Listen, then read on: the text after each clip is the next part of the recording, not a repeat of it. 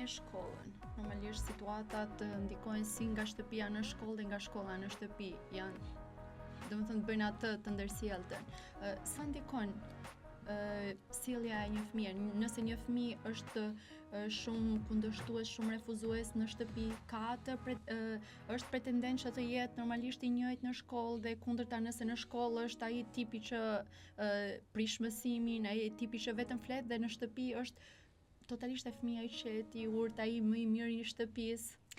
Janë të dyja këto raste, edhe të ndërmjetme. Ka, domethënë, të gjithë fëmijët janë unik. Po ka shumë fëmijë që në shtëpi sillen ndryshe, në shkollë sillen ndryshe. Dhe prindrit thonë, nuk e di se çka ka ky fëmijë. Domethënë, nuk e besojnë dot as raportin që mund t'u japë mësuesi, feedbackun që jep mësuesi.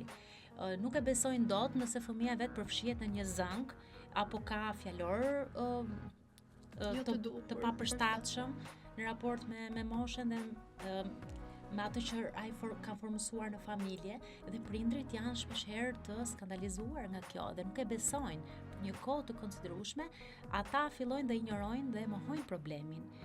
Dhe ka prindër të tjerë që fajsojnë veten, ka prindër të tjerë që thonë po si ka mundësi nga doli ky fëmijë kështu, etj etj. Ne do kuptojmë që edhe neve në ambiente, ne si të rritur, në ambiente të ndryshme ne komportohemi në forma të ndryshme.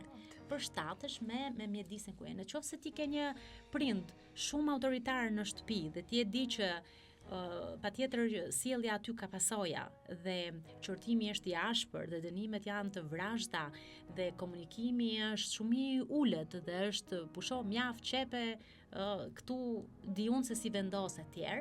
Fëmijës ti ke dhënë modelin e agresivitetit, pavarësisht se fëmia në shtëpi mund të sillet urtë si pasojë e frikës. Dhe në shkollë pastaj kur fëmia nuk e njeh autoritetin e mësuesit në të njëjtin nivel si autoritetin e prindërve, ai do shfaq atë model që ai ka parë, sepse fëmia e ka më të lehtë të interpretojë, le të themi të pasqyrojë atë që ka marrë, sesa atë që i është thënë dhe dëgjuar teorikisht.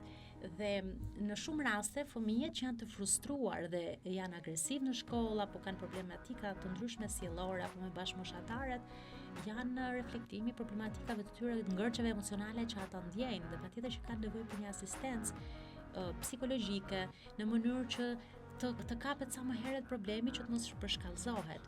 Por patjetër që është e mundur që kjo të ndodhe dhe ka shumë prindër të cilët zhgënjehen, si ka mundësi që më ndodhi mua, si se kam kuptuar, fajsojnë veten, çka kemi bërë gabim, ka shumë prindër që janë edhe të përgjithshëm në fakt, edhe kanë, le të themi, janë përkushtuar vërtet me rritjes së fëmijëve të tyre. Kanë dhënë çdo gjë në funksion, as nuk kanë mbasa dhe nuk kanë punuar, kanë zgjedhur të mos punojnë, të përkushtohen dhe vjen një pikë që kanë dhënë çdo gjë për fëmijët dhe sërish fëmia kur futet, po themi, në fillimin e adoleshencës, teston këto kufijnë dhe prindi shkatërrohet emocionalisht se e ka ndërtuar jetën rreth fëmijës dhe befas fëmia tani nuk është më ai personi i pafajshëm, kaq i butë, kaq i ëmbël që dëgjon dhe zbaton çdo rregull, ose që do kishte dashur prindi të ishte fëmia. Kjo është ajo. Ose për të mos folur dhe provokacionet, përhyrjet e arritjet akademike e gjitha këto tjerat.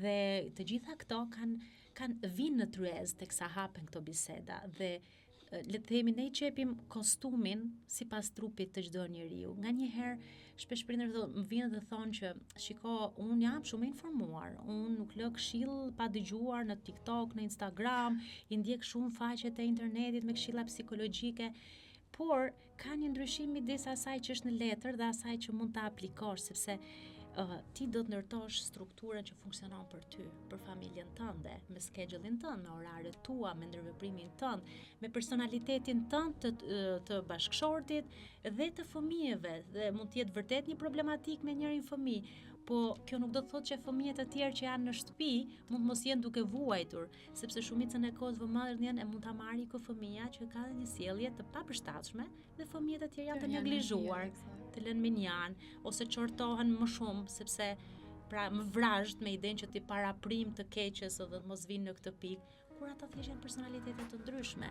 dhe ka shumë nevojë që për edukim në këtë pikë për të kuptuar që fëmijët nuk janë asnjëherë njësoj.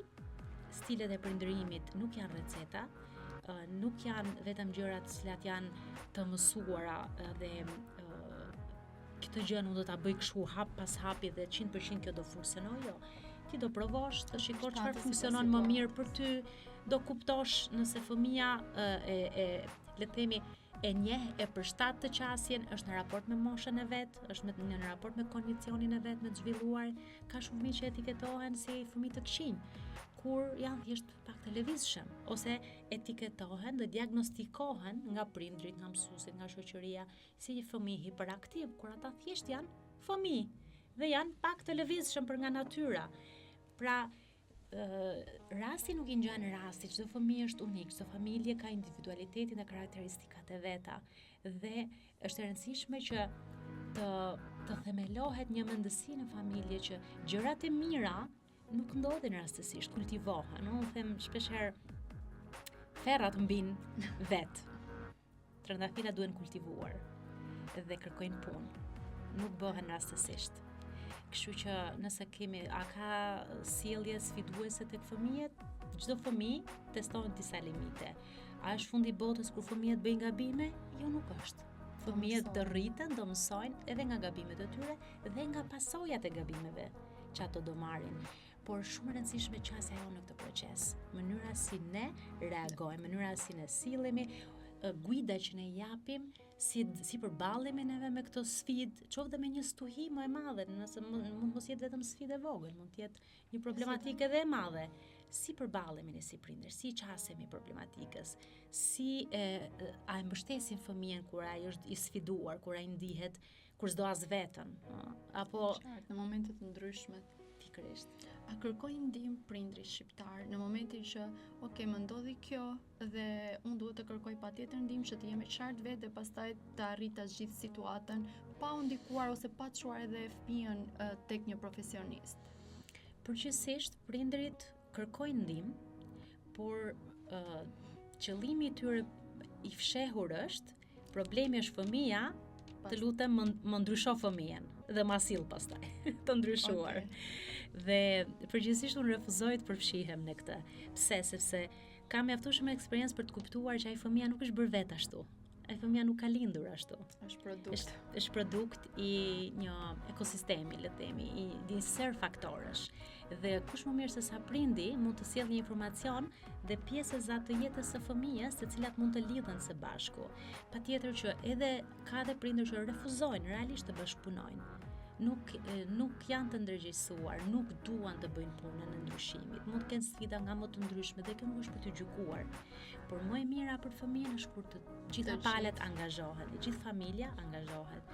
Patjetër që neve mund të ndihmojmë dhe vetëm fëmijën.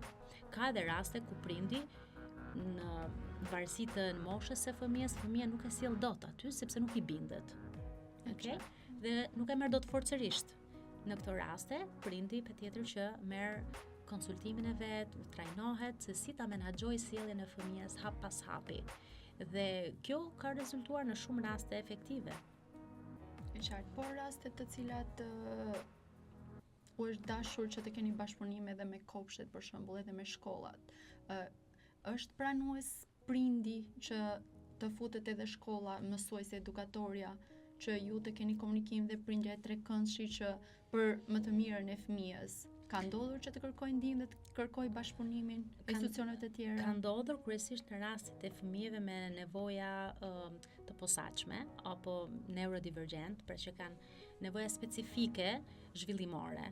Në këto raste, ata janë shumë më të hapur për të kërkuar bashkëpunim dhe në fakt janë tërësisht të dorëzuar, edhe madje ndjekin udhëzimet edhe instruksionet dhe përpikmëri shumë herë në mënyrë më të përgjegjshme.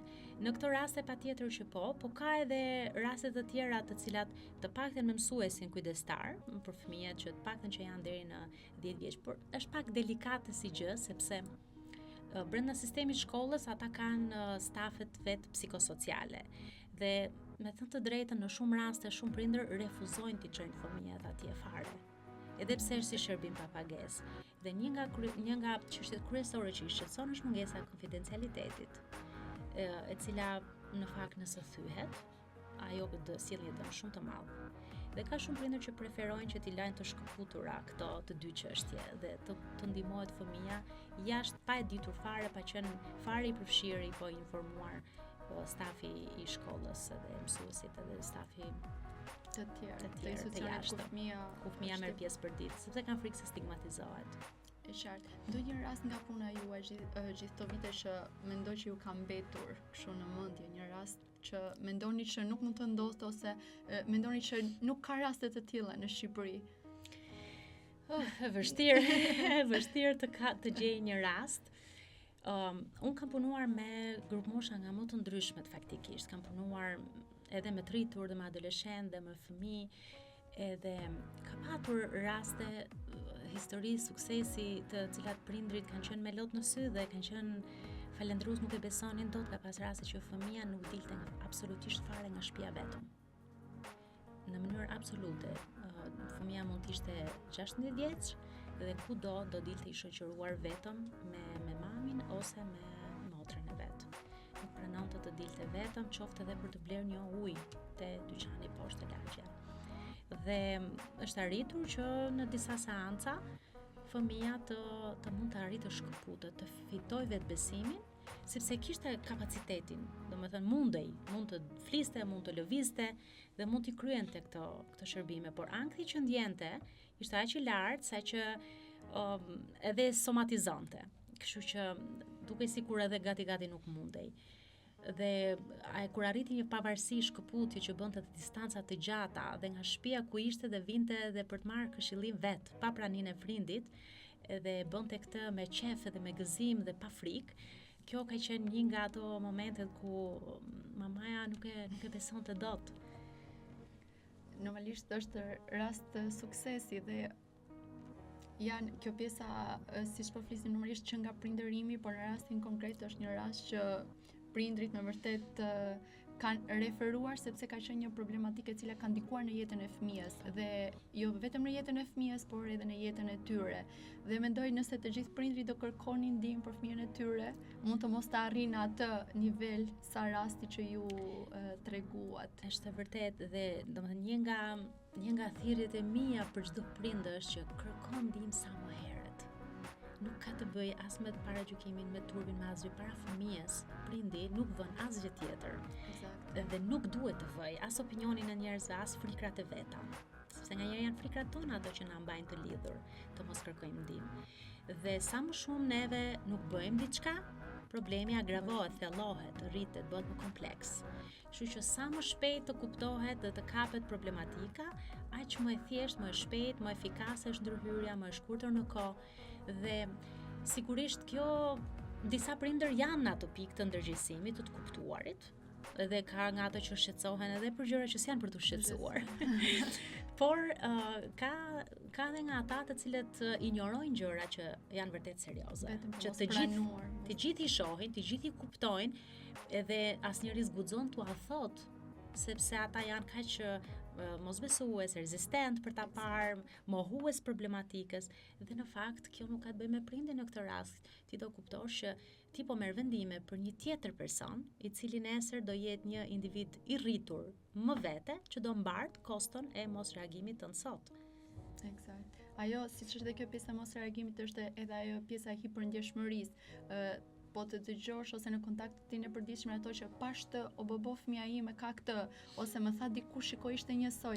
Këto po themi simptoma sjellje domethënë të ndryshme si nga pjesa e çrregullimeve neurozhvillimore ose edhe pjesa e sjelljeve refuzuese, kundërshtuese, ose edhe tek adoleshentët po të dalim është ajo pjesa u ndikua nga shoqëria, filloi alkoolin, filloi duhani, do thënë janë këto dhe shumë prindër fillojnë dhe janë shumë alert kundrejt sjelljeve të fëmijës, e cila në moment e shton stresin e prindrit, por mendoj që është shumë për të mirën e fëmijës, sepse janë aty për fëmijën. Si e shikoni ju këtë? Po duhet gjetur një balancë. Sepse edhe kështu kjo ne themi helicopter parenting, kjo të qenit kontrollues në çdo gjë në jetën e fëmijës, ne duhet kuptojmë që ne si pronarë të fëmijës. Fëmia është një individ i shkëputur nga unë. Vërtet, unë e kam sjellë në jetë, unë jam përgjegjës për të arritur dhe për të edukuar, por ai nuk është një kopje e imja, një riprodhim i imi dhe në ka sukses është suksesi im, nëse ka sukses është dështimi im.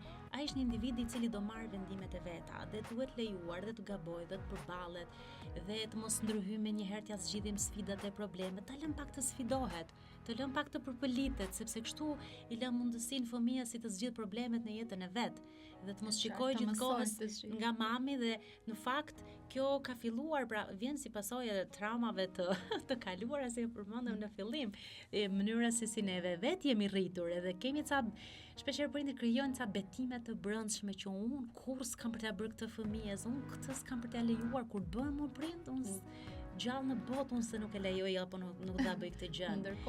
Ndërkohë ose bëjnë më keq, ose vërtet nuk e lejojnë këtë, por prap kalojnë në ekstrem, dhe ekstremet asnjëherë janë të mira. Duhet të gjejmë atë të mesmen e art, ato kufin e shëndetshëm dhe në qoftë se ne nuk e dimë që ky është kufi ekstrem, neve vazhdojmë dhe e bëjmë atë sjellje pa e kuptuar që kjo është e gabuar dhe e dëmshme. Dhe ka shumë prindër, më vonë se para 2 ditësh në fakt kisha një telefonat dikush më kërkonte ndihmë për vajzën e vet dhe thoshte jam shumë e shqetësuar sepse vajza ime nuk është ndjekse, nuk është lidere. Edhe ishte vërtet e shqetësuar. Si ka mundësi që unë e kam rritur atë kaq mirë, nuk e kam munguar asgjë dhe prap udhëhiqet gjithkohës nga të tjerët, jo në gabime, po thjesht është ndjekse në sjellje. Dhe realisht në saj të respektit për nevojën dhe shqetësimin e prindit po e dëgjoja, por domethënë më vinte ti thoja më fal, ku është problemi këtu? Domethënë pse është kaq problem? Thjesht nuk doja t'ja thoja në telefon, duhet të kuptoja pse nevoja e saj është kaq emergjente. Pse ajo e ndjen kaq pse ka kaq frikë që njeriu të jetë ndjekës dhe jo lider. Dhe ne duhet të kuptojmë që disa çështje janë personaliteti. Domethënë nuk janë në dorën tonë si prindër dhe nuk mundet neve të përcaktojmë çdo pjesë të le të themi çdo grimc të jetës së fëmijës, sado prindër perfekt të jemi, sepse janë disa gjëra që janë jashtë kontrollit, jashtë mundësisë tonë dhe sa mirë që janë kështu se ndryshe do prodhonim robot në seri. Çdo njeri është individ me vete dhe është ajo pjesa që prindri projekton te fëmia. Ndoshta ato që si ka bërë, që si ka arritur ose që I dëshironte dhe si bëri, kështu që ndonjëherë fëmia është stabilçitje për prindrin për të arritur atë idhullin që ata kanë dashur të jenë në farë forme. Është e vërtet. Dhe gjërat e cilat ata I kanë kuptuar kur kanë qenë vetë 20, 25, tani duan që fëmia t'i kuptojë kur është 5. Po nuk qëndron, nuk është logjik.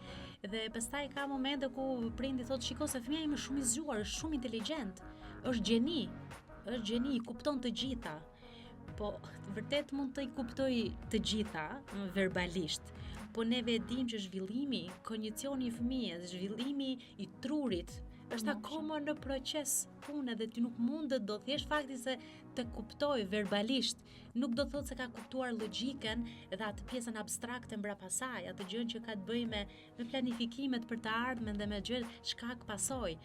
Dhe kjo njëherë ka nevojë, domethënë ndihmon, ndryshon, përmirësohet me këtë pjesën e edukimit, të dëgjuarit të prindërve, të nxjerrit në pat frikrave të veta, të ekspozimit të problematikës dhe nevojës dhe ti e fuqizon prindin në këtë mënyrë duke I thënë shiko, kjo frika që ti ke është jo realistike. Kjo pritshmëria këtu është e tepruar për moshën. Pra, fillon dhe I pozicionon gjëra dhe thua kjo gjëja qëndron. Me këtë duhet punuar, I shkarfis pra problematikat dhe I kategorizon. Çfarë është diçka një frikë e cila është irreale, çfarë është një nevojë që ka nevojë për ndërhyrje, çfarë është një pritshmëri e cila është e tepruar për moshën apo për kontekstin e fëmijës. Pra edhe nëse një fëmijë ka një ulje akademike në rezultatet e veta, ti nuk mund të presësh asnjë prind I logjikshëm nuk mund të presësh që brenda semestrit të marrë nga 5 të shkojë ke 10. Pra duhet të kemi një ritëm, ti mund ta mbysësh atë të gjithë ditën në mësime këtu në dorë, por prapë se prapë thjesht të frustron më shumë. Është thjesht eksakt. Kështu që kjo është pjesë e asaj që neve punojmë me prindrit për të ndërgjegjësuar dhe kuptuar që kush është nevoja jote si prind, kush është nevoja e fëmijës, si mund t'i përputhim këto, si mund ta bëjmë gjën që të funksionojmë në më të mirën e vet. E qartë, kjo është pjesa që doja të pyesja edhe siç e përmendët në fillim, është pjesa që merr edhe me trajnimin e prindërve pranë qendrës tuaj. Sa efektive, sa feedback pozitiv merrni ju nga këto trajnime dhe sa ndikon me vërtet pozitivisht te prindrit? Me që është një gjë e re, pothuajse në Shqipëri, pjesa e trajnimit të prindrit me vete. Të them të vërtetën, unë kam parë rezultate shumë të mira, ndryshimi në të kuptuarin e tyre, në qasjen e tyre. Sepse suksesi për mua nuk është vetëm zgjidhja e atij ngërçit sot. Është të kuptuarit e pamjes së madhe, të kuptuarit që mos ta djegim shtëpinë për një plesht. Është shpreha që neve kemi. Pra, mos të bëjmë sherr dhe shamat dhe buj për çdo gjë, për çdo situatë të jetës. Pra, le të mësojmë që t'i ulim tonet, le të kuptojmë se çfarë vërtet vlen, çfarë qëndron, çfarë është e rëndësishme dhe çfarë nuk është prioritare, çfarë është emergjente tani për t'u marrë, çfarë duhet kalojë në një nivel tjetër. Okej, si funksionojmë neve si familje. Pra, të kuptuarit e prindit e dinamikave të jetës së vet dhe të parit si në skaner të mënyrës se si familja atyre po funksionon, në shumë raste përgjigjet i gjejnë vet. Në momentin që ndalon dhe kupton, unë këtë nuk kam qenë duke i bërë siç duhet dhe mendoj që këtu duhet bërë dhe ndryshimi. Dhe kryesisht ka trajnime edhe në grup, por kryesisht unë funksionoj me trajnimet individuale dhe sepse njerëzit kanë problematikat specifike dhe duan gjithashtu të qëndrojnë brenda familjes dhe duan vëmendjen dhe shtuar, po edhe nuk duan që të kenë të tjerë të jashtëm që ndajnë, përveç se në disa trajnime që janë pak më generaliste. Kështu që të qëndruarit bashk në atë hapësirë të sigurt, ku asgjë nuk është e gabuar, por jo çdo gjë është e shëndetshme dhe disa gjëra duhen krahasitur, kur burri dhe gruaja kanë dëshirën, motivimin, këmbguljen për të bërë më të mirën për fëmijën e vet, unë kam parë rezultate të qëndrueshme, sepse kjo është ajo çfarë realisht e mat, rezultati i qëndrueshëm nuk është puna vetëm e depërtimit në një situatë specifike, po të ndryshuarit e kursit të përgjithshëm, të kuptuarit. Kjo vjen me dallim, kjo vjen me njohje, me informacion, që shiko se kjo gjëja nuk më prodhon stres vetëm sot. Kjo po vazhdova kështu, mua më prish të gjithë strukturën, të gjithë marrëdhënien, mbyll komunikimin, dëmton shëndetin emocional dhe psikologjik të fëmijës tim, thyen komunikimin, ndërton barriera në mes nesh dhe pastaj na rroth neve që luftojmë dhe punojmë për ta, nëse neve nuk kemi zemrën e tyre, po kemi vetëm veshët e tyre, është çështje kohe kur ata nuk do na dëgjojnë më. E qartë.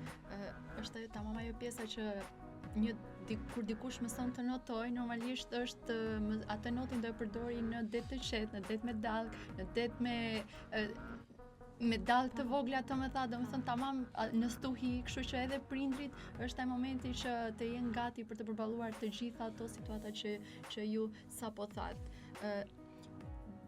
Diçka që do doni të ishte ndryshe në pothuajse jo vetëm në pjesën e trajnimeve ose ndoshta instanca të ndryshme që do ndikonin dhe do ndihmonin prindrit shqiptar sot. E kam shumë gati përgjigjen. E kam shumë gati se më shpër pyetje disa herë edhe në studio të ndryshme. Për mua duhet të ishte parësore edukimi i prindërve përpara se mundësisht ta të bëhen prindër. Në qoftë se në botë, le të themi këshillimi paramartesor, këshillimi prindëror, këshillimi gjatë shtatzanisë janë pjesë normale të kërkuarit ndihmë, suport, marrjet informacion, në Shqipëri mungon. Ne bëhemi prindër, përballemi me një sfida dhe pastaj themi ku të mbytem. Dhe mendoj që edhe nëse pjesë e shkollës do të bëheshin të detyrueshme klasat e prindërimit, mendoj që do ishte një zgjidhje shumë e mirë. Ashtu siç ato mbledhjet e prindërve që bëhen një herë në aq kohë për të marrë feedback në raport me ecurinë e fëmijës, për mua personalisht në situatën që shoqëria jonë ndodhet dhe me gjithë ato pikpyetje dhe sfida dhe vështirësi që prindrit ngrejnë supet dhe janë të dorëzuar, mendoj që do ishte një kthes shumë e madhe e rëndësishme dhe një kontribut jashtëzakonshëm në jetën e familjeve shqiptare.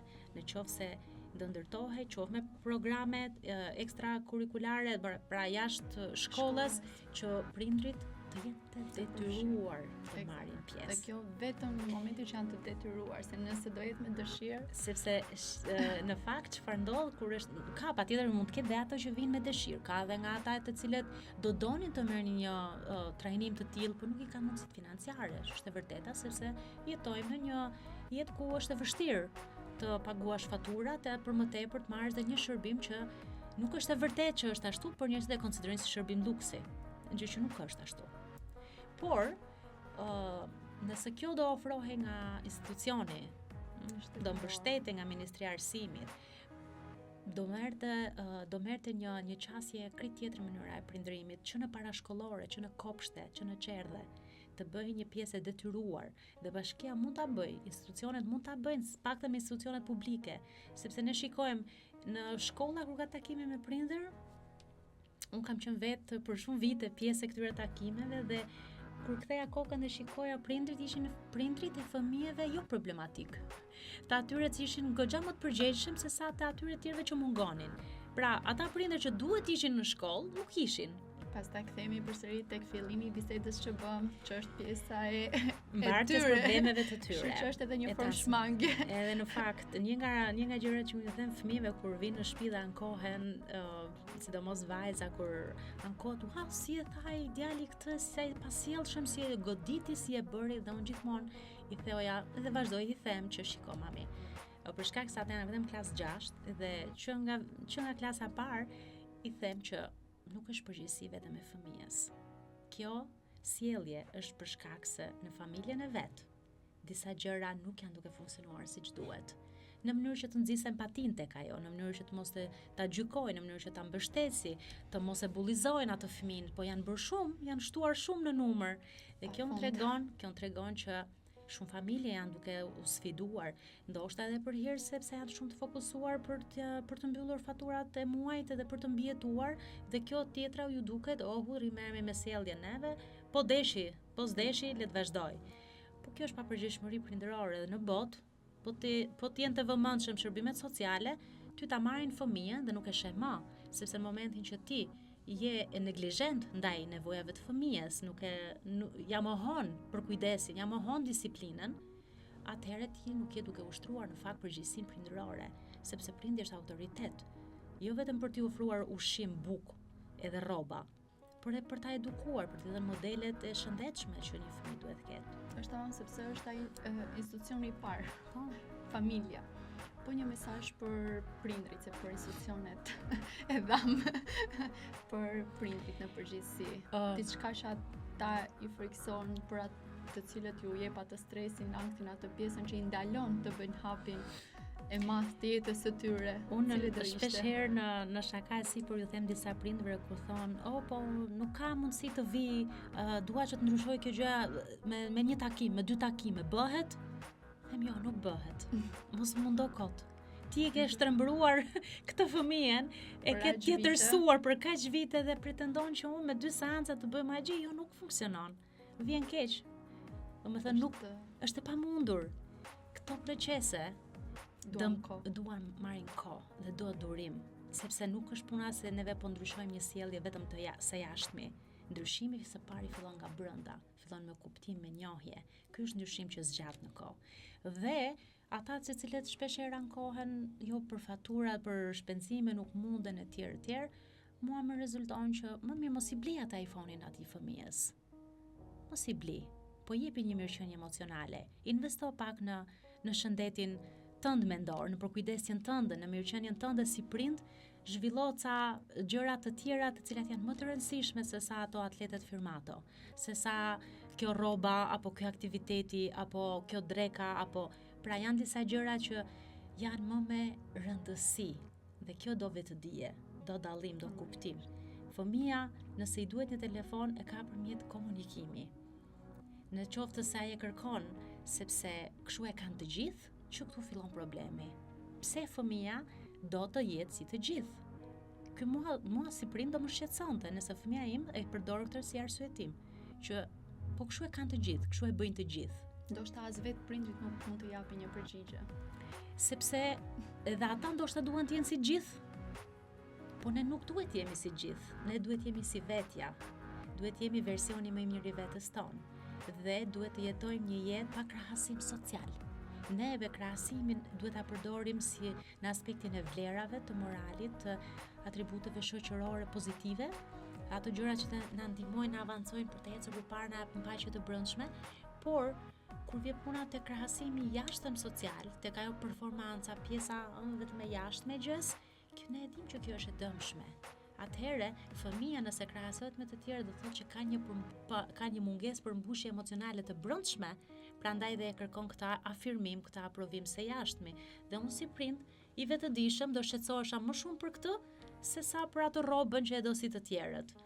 Pra, unë them që duhet fillojmë të dëgjojmë pak mes rrjeshtave fëmijët, të dëgjojmë ato gjëra që nuk thuhen, ato gjëra që përshpëriten, belbezohen, dhe të mos i injorojmë. Fëmijët komunikojnë nevojat e tyre, nëse ne jemi të vetëdijshëm dhe të vëmendshëm për t'i kuptuar dhe vërtet duam që ata të jenë mirë emocionalisht, jo thjesht të mos sëmuren, po të jenë mirë nga ana emocionale, psikologjike, zhvillimore, të jenë mirë me veten, të jenë mirë në raport me veten dhe nga aty fillon çdo gjë. Nëse jemi mirë me veten, ne jemi mirë dhe me të tjerët. Dhe kjo është, mendoj që prindrit duhet t'i japin pak prioritet kësaj pjese, më shumë se sa dukjes, substancës. E qartë asaj çfarë të gjithë pretendojnë që të tjerë të shikojnë tek fëmia, tek i rrituri, kushdo që. Shumë faleminderit që ishit e pranishme dhe faleminderit që treguat kaq shumë për këtë temë të rëndësishme dhe mendoj që do jetë shumë e ndjekur për vetë fakti se është një temë vërtet që është kërkuar, domethënë që të trajtohet. Faleminderit dhe ty për kohën që more për ta trajtuar këtë si çështje dhe shumë suksese në vijim. Faleminderit dhe shihemi në episodin e radhës.